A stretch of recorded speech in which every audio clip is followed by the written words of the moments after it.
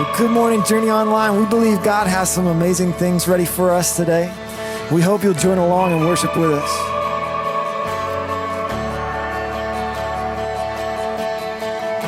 The air is changing all around us.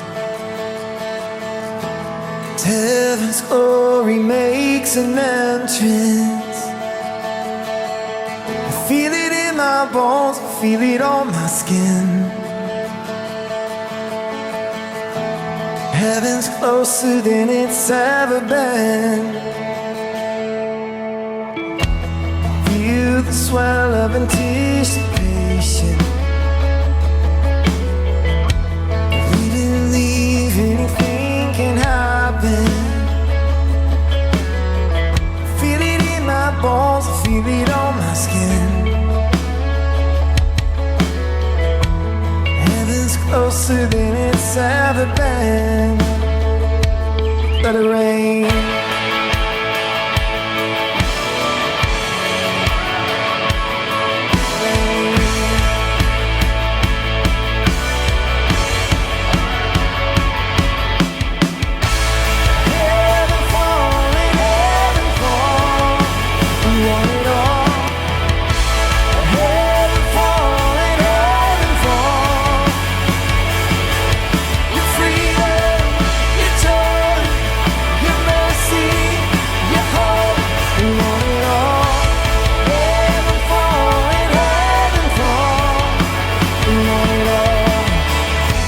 Sorrow will drown in the joy of heaven.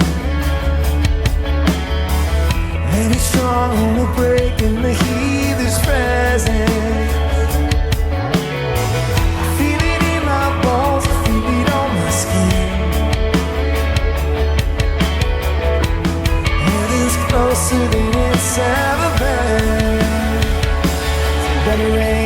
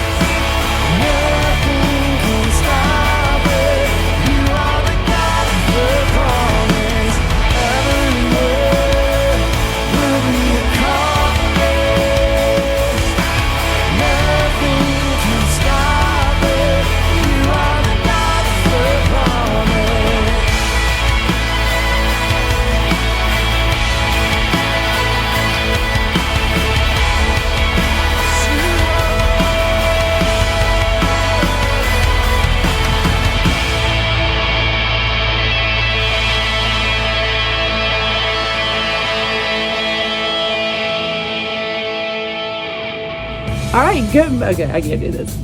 Good morning. Thank you for, oh my gosh, that's not you. Good morning. Welcome to Journey on, is it Journey Church?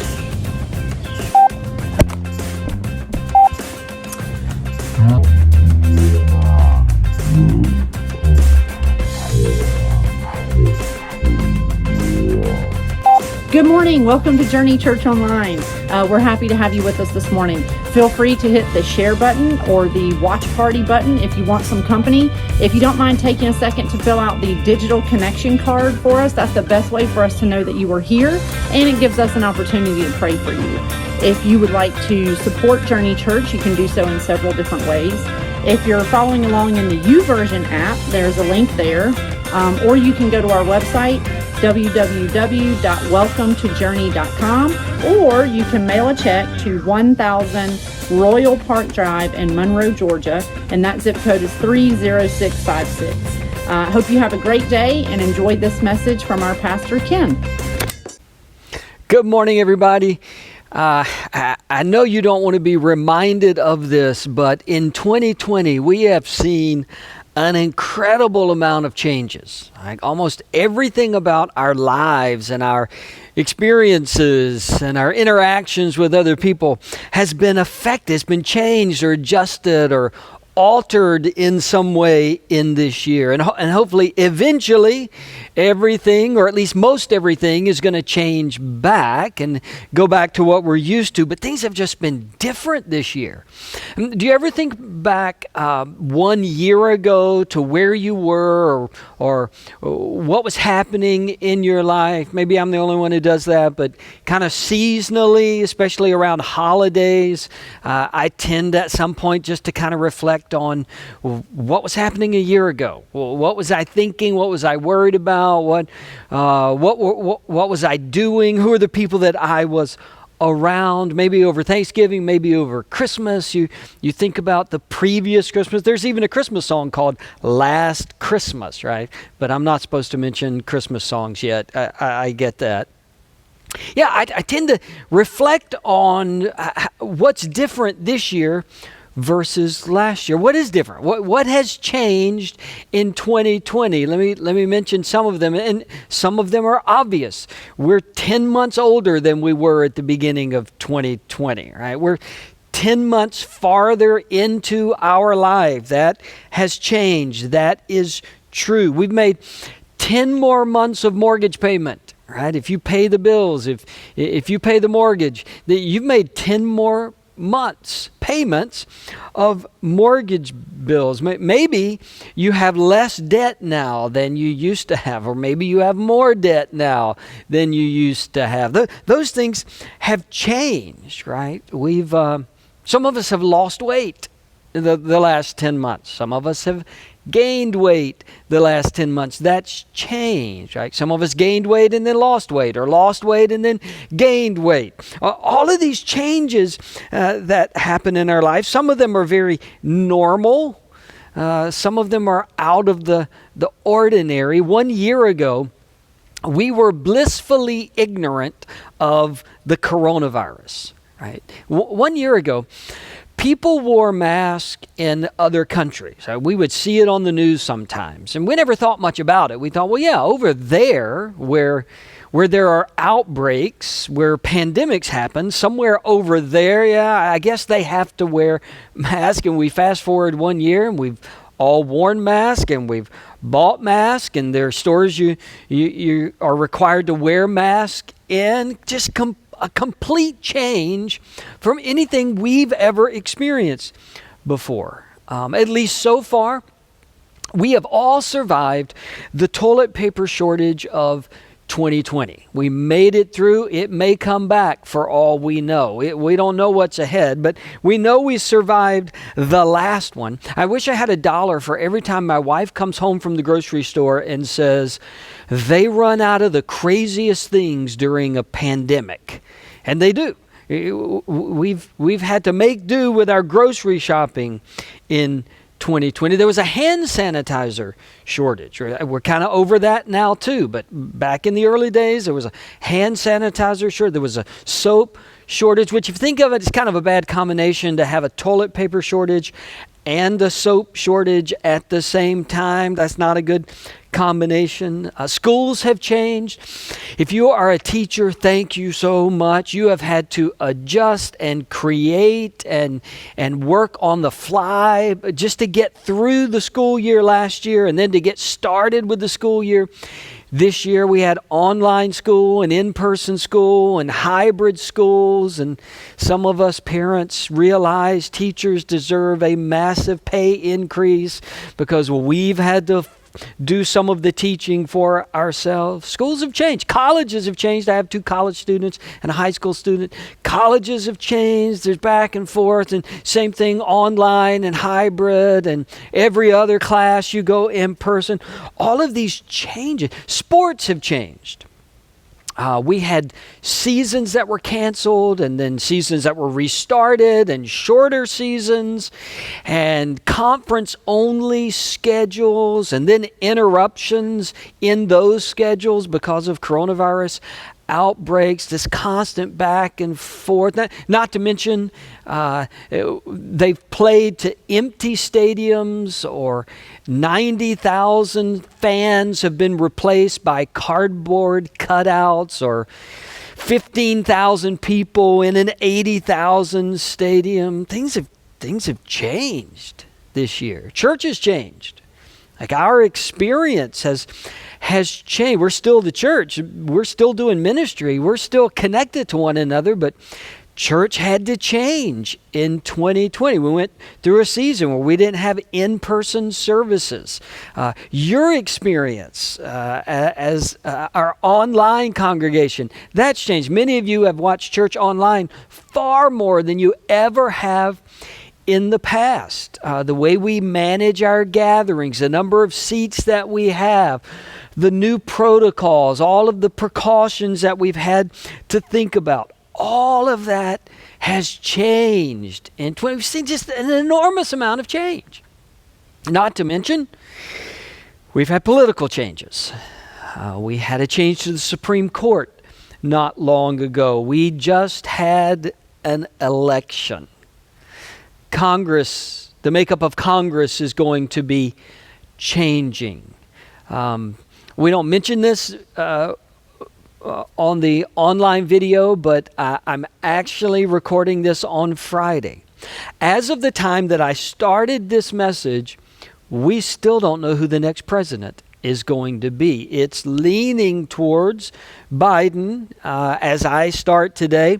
You probably know a lot more than I know if you're watching this on Sunday. They haven't made a call yet as of this recording, but there's likely going to be a lot of changes politically. The balance of power is shifting today. And thinking of this week and the election and political changes, let's acknowledge that in our church, in Journey, however this turns out, as it looks like we're going to have a different president at the beginning of next year, but however it turns out, there are people at Journey who are going to be disappointed in the outcome of the election. There are people at Journey who are going to be discouraged by the outcome of the election. You're going to be frustrated by the outcome of the election, maybe even angry about aspects of the election. There are people who are going to be fearful because of the outcome of this election. But let's also say that here at Journey, another very real truth for the people who call Journey home is there are people at Journey who are going to be very relieved by the way the presidential election works out. There are people who are going to be encouraged by whoever the next president is going to be. There are people who are going to be very hopeful as a result of the election. They're going to be excited. They're going to be joyful. We have people who are experiencing both of those emotions over the change that is happening in our political system. For many of us, our mood has changed this week. Either it's changed in a negative direction, it's changed for the worse, or our mood, because of what we anticipate happening politically, our mood has changed for the better. It's become more positive. It's become more hopeful. Our outlook has changed. Our anticipation for the future has changed, right? Not just this week, but more so than other years. There's been this unusual, exhausting amount of change. But here's what we want to acknowledge today. God has not changed this week because of the election or anything else. God has not changed this week or even this year. 2020 has not caused God to change. God has not changed this week or this year or ever.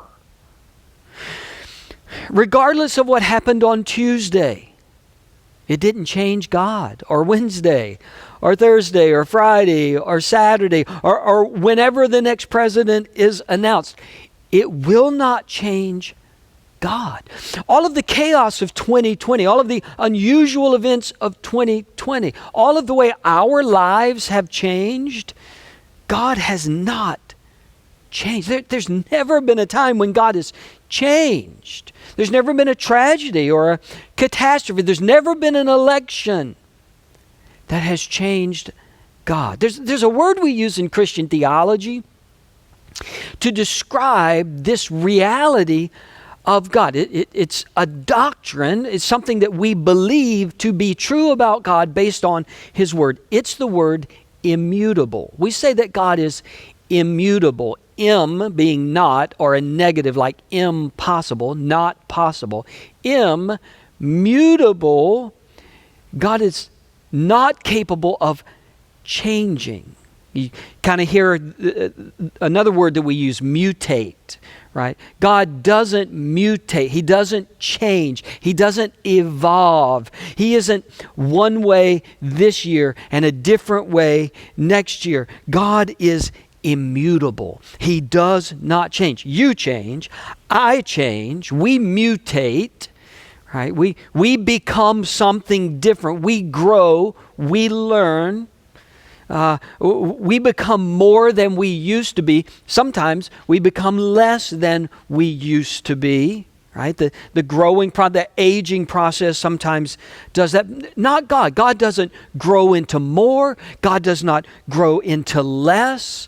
God does not change. Do you remember the name God gave Himself when He was speaking to Moses? And Moses said, "Who should I tell them is sending me to Pharaoh?" And God said, "Tell them Yahweh is sending you. I am." Not I become, not I change, not I grow, not I learn. I am. God doesn't change. A Dutch theologian wrote, "Every creature is continually becoming.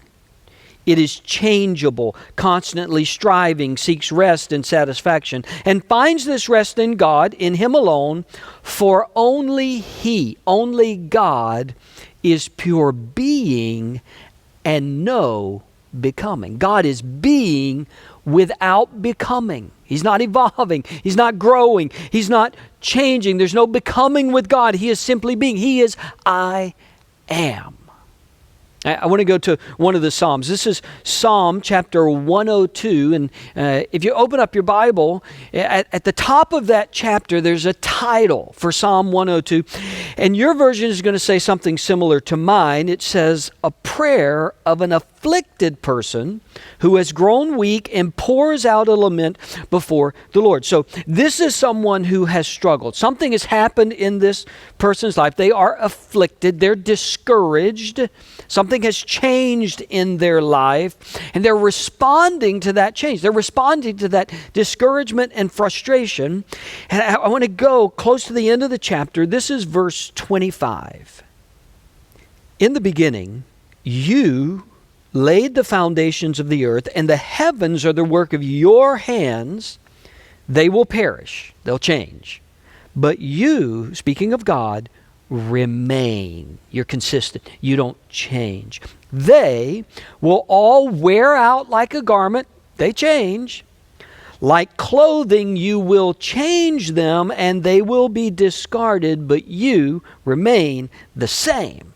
And your years will never end. Listen, if you're happy today, or if you're sad today, from what you've experienced in 2020, however that's affected you, whatever changes that's made in you, if you're excited about the outcome of the election, or if you're discouraged about the outcome of the election, if you're hopeful or if you're feeling hopeless, no matter how you've changed today, God has not changed. He is the same.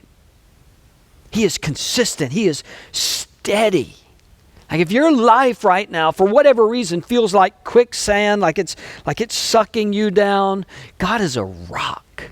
He is stable. He is dependable. He has not changed. Nothing in 2020 has changed God. Nothing from this past week or this election will change God. Regardless of how it's changed you, regardless of how it's changed me, nothing has changed God. God affirms this in Malachi chapter 3, verse 6, as he's speaking to the prophet. He just declares very clearly, I, the Lord, do not change. I, the Lord, do not change. Whatever's happening in the world, God is not changed. James, over in the New Testament, chapter 1, verse 17, is writing, every good and perfect gift is from above, coming down from the Father of the heavenly lights, who does not change like shifting shadows. As the sun makes its arc across the sky each day, our shadows lengthen and shorten. They fall at different angles. Sometimes they're in front of us. Sometimes they're behind us. They're moving. God says, I'm not like that shadow. I'm not constantly moving and changing, not evolving. I'm not moving around. I'm steady.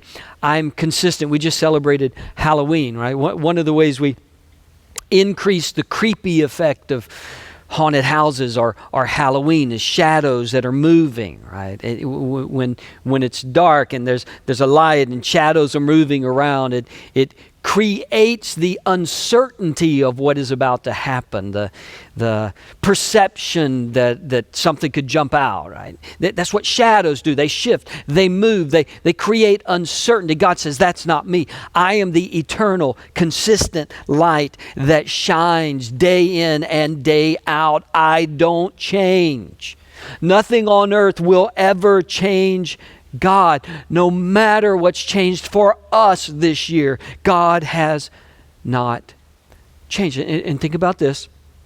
And I don't want you to react to this, or I don't post anything in the comments yet. Just let this settle for a little bit. Give this a day or two to work through, to process. But I want you to think about this. God isn't angrier this Sunday than he was last Sunday. He hasn't changed. You might be. You might be angry. You may have been glued to the television all this week. You may have been wanting ballots to come in or stop coming in, or counts to shift or not shift. You may have been glued to all of that this whole week, as I was watching this unfold during this election, and that may have created anger in you. You may be angrier this Sunday than you were last Sunday. God is not angrier today than he was last Sunday. Last Sunday, God was holy and just and righteous. You know what God is this Sunday? He's holy and just and righteous. Your emotions may have changed. God hasn't changed. And I would say the opposite as well. You know what? God isn't happier this Sunday than he was last Sunday. God is not in heaven angry at how the election turned out, and God's not in heaven happier at the way the election turned out. He hasn't changed. God was loving and good and full of joy last Sunday. God is loving and good and full of joy this Sunday. God was accomplishing his purposes in the world last Sunday. God's accomplishing his purposes in the world this Sunday. See, here's what we want sometimes. We don't admit it. we want God to react the way we react.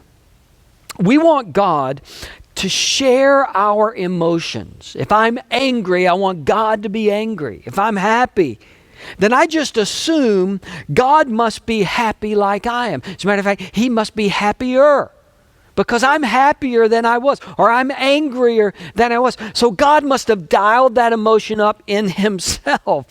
God does not respond to our emotions with His emotions. The truth of the matter is, although we may want that in the moment, it's really not what we need, if we're honest. Do you honestly want a God who is on the same emotional roller coaster as you are?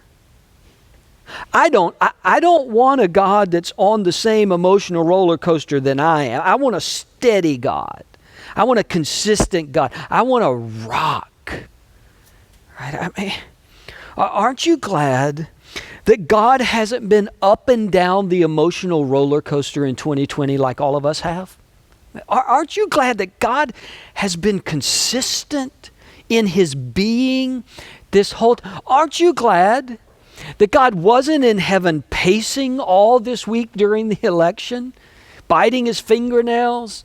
Aren't you glad that God wasn't getting angrier when He saw the election results? Aren't you glad that God wasn't getting happier when He saw the election results? Aren't you glad He's God who rules over all things for all time? Aren't you glad God didn't have to apologize for a tweet He sent out when He was in a bad mood? That's not God. Listen, God sees our emotions, but God doesn't share our emotions. God sees our emotions.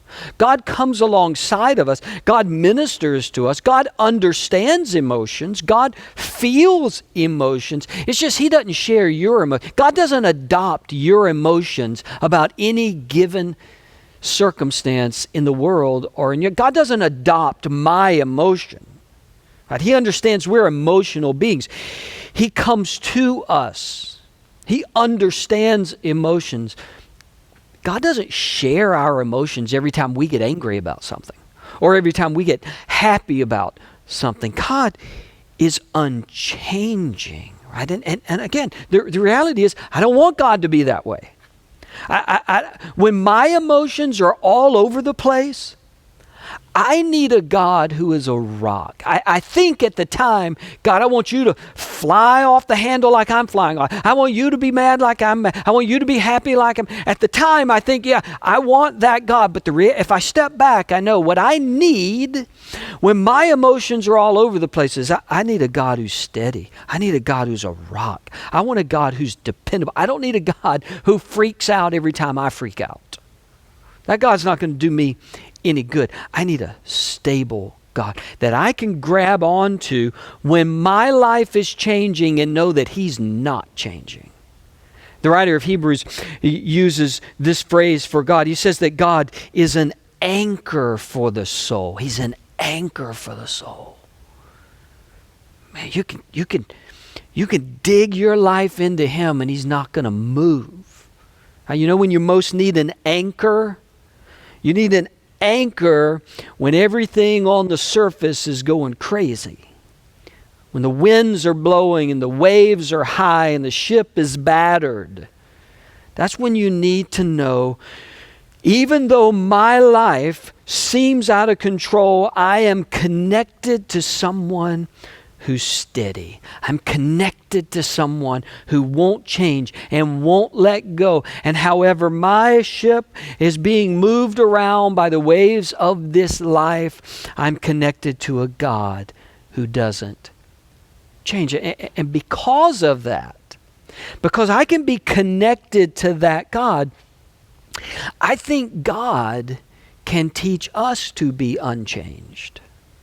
Not unchanged in the way that He's unchanged. I don't mean that. Not immutable in the strong sense that God is immutable. But I think the longer I'm connected to this steady rock that is God, the steadier my life can become. The more I can reflect that characteristic of the God that I serve. Listen to the words of Paul in 1 Corinthians 15. Therefore, my dear brothers and sisters, stand firm. Let nothing move you. Always give yourselves fully to the work of the Lord, because you know that your labor in the Lord is not in vain. Stand firm. Don't be tossed about by every wind that blows through the world, every wind that blows through the culture, every 2 years or every 4 years when there's an election. Don't let that blow you around. My brothers and sisters, stand firm. Let nothing move you. And if you read that chapter, Paul's been talking about death the whole time. And Paul's been talking about our glorious resurrected body that we're going to have one day on the other side of death. There's all this great stuff that's coming for us. So if you can look at death and stand firm, you can look at anything and stand firm, Paul seems to be saying. Like not even death should shake you. And I get it. We're human. We're fallible. We're not unchanging in the way that God's unchanging. But Paul says it is possible to live in a world that's constantly changing and to stand firm, to walk steady, to be grounded in the rock that is our Heavenly Father. Listen. The whims of this world is going to shift, right? The wind's going to blow. The people of this world, they're going to move from one extreme to another. And so many people in this world are moved, blown around by the latest thing, the latest worry, the latest concern, the latest catastrophe. Wouldn't it be great if they had somebody in their life who was just steady, who was stable, who was grounded emotionally, spiritually in the rock of God? And they're not infallible and they're not completely immutable, but they live out this life steady, grounded. I'm sure you've seen videos like I have. First responders who have to rescue someone from a flood, like a flash flood or a raging river. And the way they do it, according to the videos I've seen, is they tie themselves to something that is stable so that they can help the person who is in danger of being swept away. We, as followers of God, we should be anchored to the immutable, immovable, unchanging God so that we can wade into the waters. We can wade into the current, holding on to the one who is steady and being a source of confidence, being an anchor for those who are struggling. Listen, what the world needs right now, what the church needs, are more people who are so anchored in the unchanging God that they become a stability. They become a rock for the people who are tossed by the waves. Listen, if our emotions, if our outlook, if our hopes are driven by who gets elected and who doesn't, then we're just one more person floundering in the waves of this world. We're just one more person floundering. If we're counting on this world to say, this world to be a rock for us, we're going to always be disappointed. Here's what we need to do. We need to remember that God has not changed. He is unchanged. And if I'm committed to Him, if I'm tethered to Him, then I can be immovable as well. I can be steady as well. And maybe I should take my eyes off of the shifting waves of this world and put them back on a sovereign, unchanging God. Maybe I should live as if God really can be depended on no matter what's changing down here. Because here's what I know. This world's going to keep changing. That's not going to stop. The world's going to keep changing. We don't know what's next. We don't know what's next in the coronavirus. We don't know what's next as far as politicians. And this world is going to keep changing. We need the steady confidence in a God who never changes. There is a name above all names, and He does not change. Therefore, my brothers and sisters, my dear brothers and sisters, stand firm. Let nothing move you. God, remind us, however we're feeling today, whatever our emotions have been this past week or this past year, remind us that you don't change. You don't change. You're not like shifting shadows. You're the bright, consistent, eternal light that shines true all the time. And because we're connected to you, God, we can stand firm. We can be true. We can be a steady voice. We can be a steady life in the midst of all the chaos. And so I know that there are people on the other side of this video who are very hopeful at the recent turn of events, who are very energized at the recent turn of events, who feel relieved at the recent election. And on the other side of this video, there are people who are discouraged and frustrated and perhaps angry and disappointed and maybe even fearful about what's going to happen. Remind all of us that our hope is not in this world or its systems. Our hope is in an unchanging God. May we be tied, committed to Him. I pray it in Jesus' name. Amen. Lord bless you and keep you. Make His face shine upon you and be gracious to you. The Lord turn His face toward you and give you peace.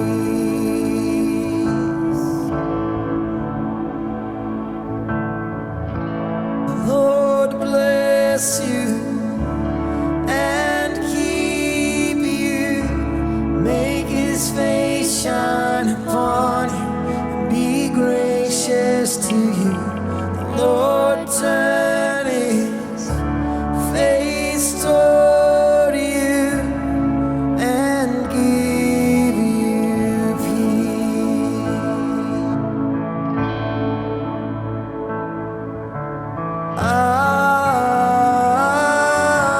Amen. Amen. Amen.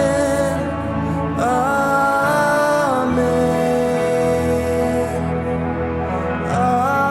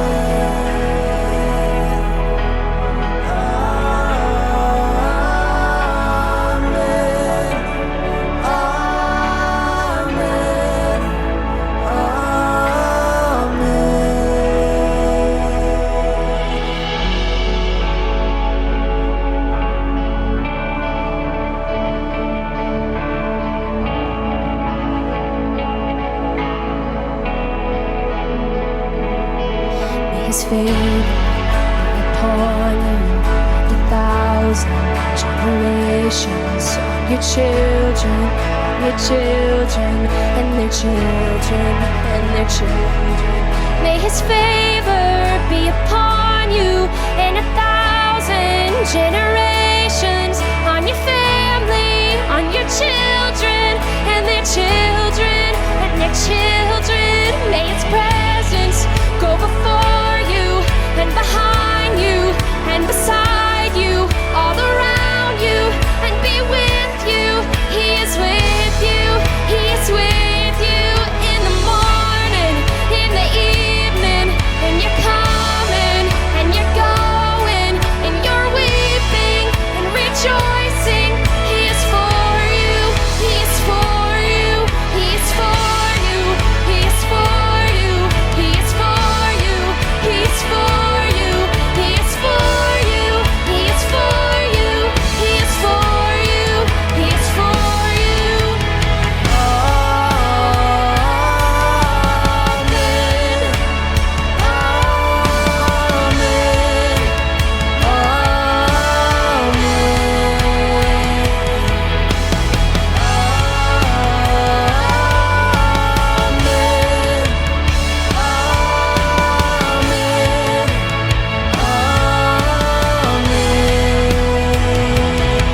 May His favor be upon you and 1,000 generations, and your family, on your children, and their children, and their children. May His presence go before you and behind you and beside you, all around you, and be with you.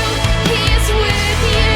He is with you in the morning, in the evening, and you're coming and you're going and you're weeping and rejoicing. He is for you. He is for you. He is for you. He is for you. He is for you. He is for you. He is for you. He is for you. He is for you. He is for you.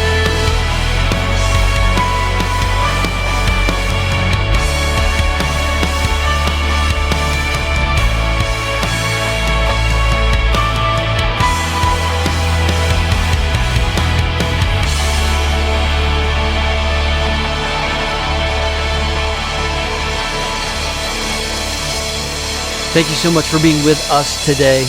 I pray that all of this upcoming week and throughout the rest of the year, you would continue to lean on the God who never changes.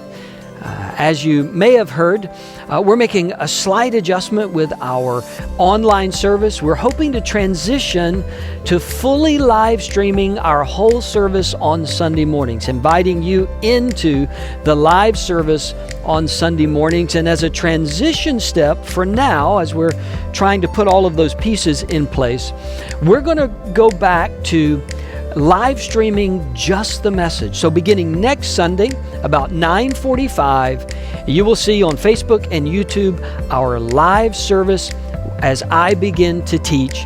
And so we invite you into that service for this transitional period, and then hopefully soon we're going to be able to live stream the entire service with the music and the worship as well. Your giving helps us to be able to do things like that. We've tried to upgrade our technology and our production capabilities, and your faithful giving makes it possible for us to do that and continue our online ministry. So thank you. If you want to support our ministries today, you can do that through the link in YouVersion or through our website, welcometojourney.com, or you can give by mailing a check to our building. I hope that you have a great week. You are serving a God who never changes.